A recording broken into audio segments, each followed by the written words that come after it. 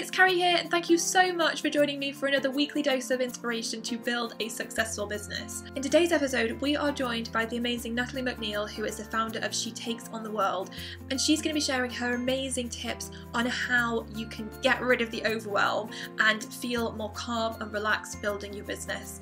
I'm so excited to share this with you, so get ready to feel de-stressed and relaxed and calm, and enjoy this episode. Hey everyone, so we are now joined by Natalie MacNeil, the founder of SheTakesOnTheWorld.com. So Natalie, thank you so much for being here with us. Thanks for having me. I am so excited to talk to you about this topic because I feel like it's so important. So many entrepreneurs feel overwhelmed and like they're drowning in their business. And I know that I have felt like this so many times. And when you're in one of those dips, it feels so frustrating and it can make you just feel like you are literally burnt out and you feel exhausted. And I think so many entrepreneurs don't actually succeed in business because they feel so overwhelmed and they just don't know what to do. And I think almost we don't really talk about this enough. We don't really talk about how we're really feeling. And so I don't think people know where to turn to deal with the overwhelm and the stress. So I know you're going to be sharing some wonderful strategies today, things that you do that help you to kind of get rid of the overwhelm and the stress. But just talking about the overwhelm, you obviously are a really successful entrepreneur. You're doing lots of amazing things. How do you feel about overwhelm, and how do you deal with it? Yeah, I mean, it's part of the creation process sometimes to get to that point where something's got to give. You can't go forever. And it's really important that you work in the time for yourself, because if you don't work it right into your schedule, it's not going to happen. And I was very lucky very early on in my business and career to meet the lovely Arianna Huffington, who is a huge advocate and evangelist for sleep and taking that time for yourself. And I think it's a really important message because sometimes it's a matter of scheduling it in. So sometimes I have to actually set a little reminder saying, go eat your salad right now. Go make yourself a green smoothie right now.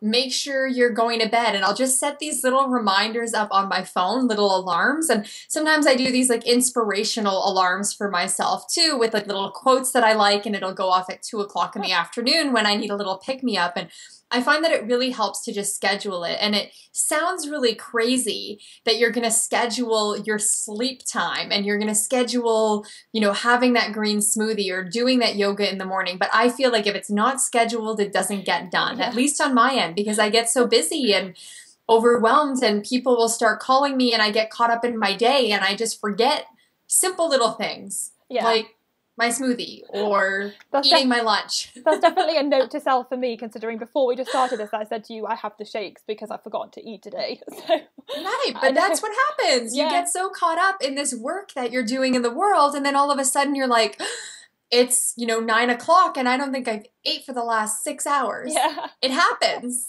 It does. That's a really good tip, just to schedule it in and just know that you've got to take breaks for things. Definitely an amazing thing.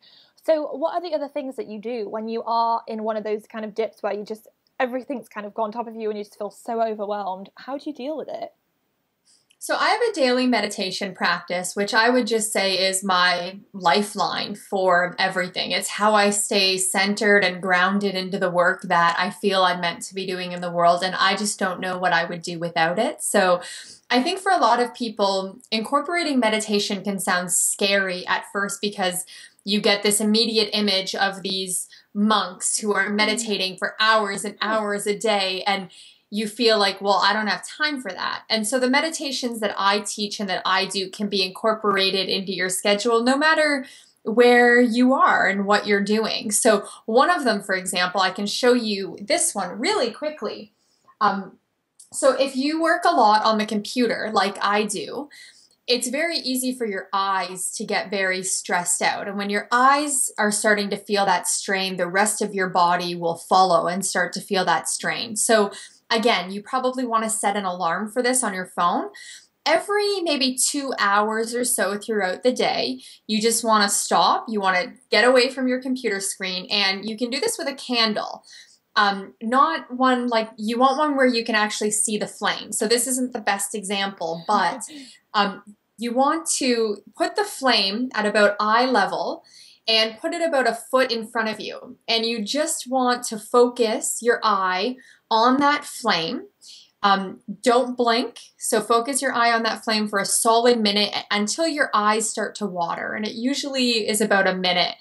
Your eyes will start to water, and that just releases all the strain from your eyes, tension from your head, and will immediately calm you down. So I do that with deep breathing, and I do it a few times throughout the day. Again, it's really good for your eyes because a lot of us have what my optometrist calls computer vision syndrome, and supposedly that's a real thing. I'm not making that up.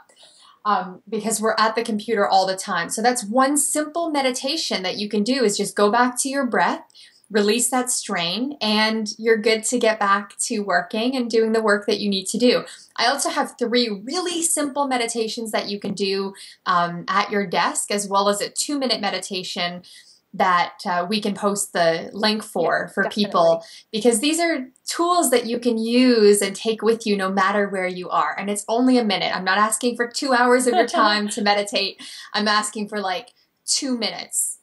That's it. I love that. I that tip is really quick and everyone could do it, but I am a massive fan of doing meditations and visualizations and different breathing exercises. I think I'm a bit like you. I don't think I could cope with the stress and the amount of stuff that you have to do when you're building a business if I didn't have that quiet time where I kind of calmed my mind down and like tried to quieten down all that noise that's going on.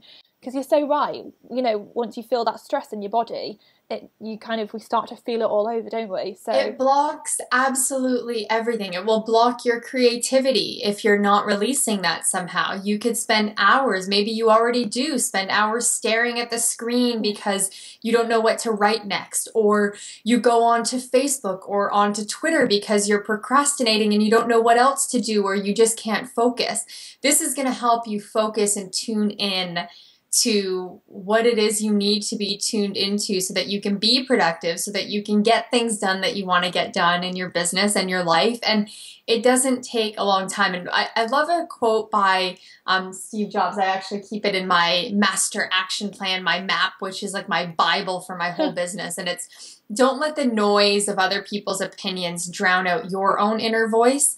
And unless you spend time tuning into your own inner voice and working in that time, putting it in your calendar because you know that you're worth it and because you respect that time that you have with yourself and the relationship you have with yourself.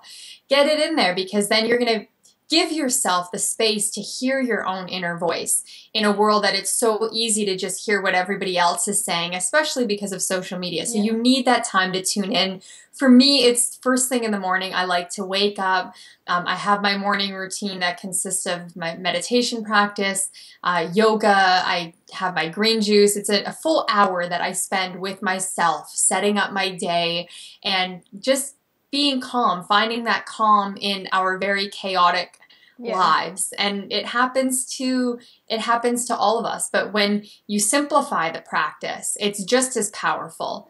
And it's something that you can actually work into your schedule. It doesn't matter if I'm at my condo in Canada or if I'm on the other side of the world hosting a retreat.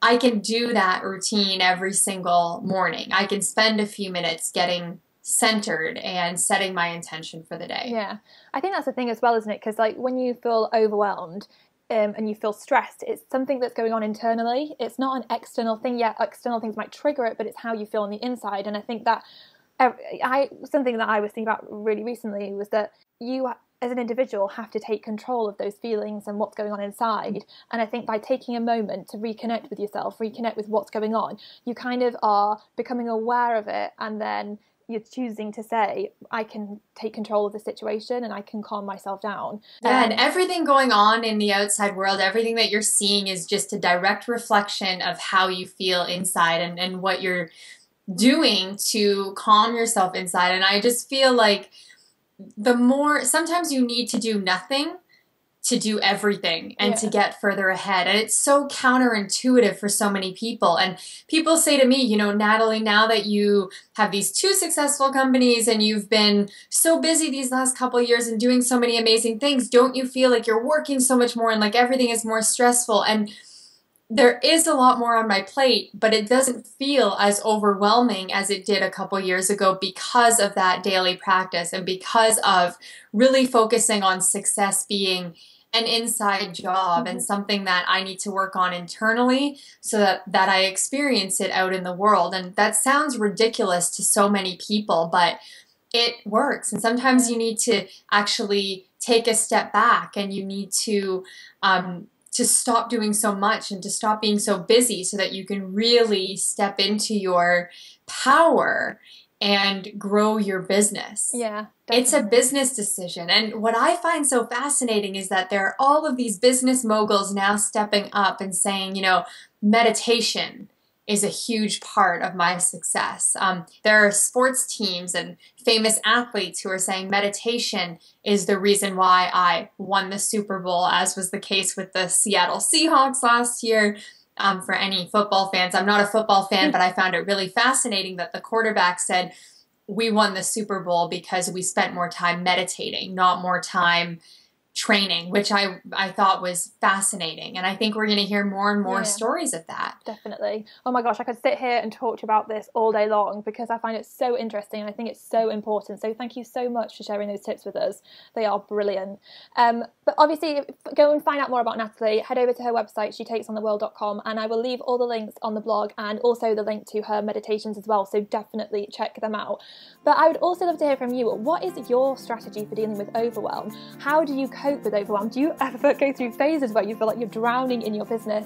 Head over to the blog and leave a comment, and I will see you next week for another dose of inspiration.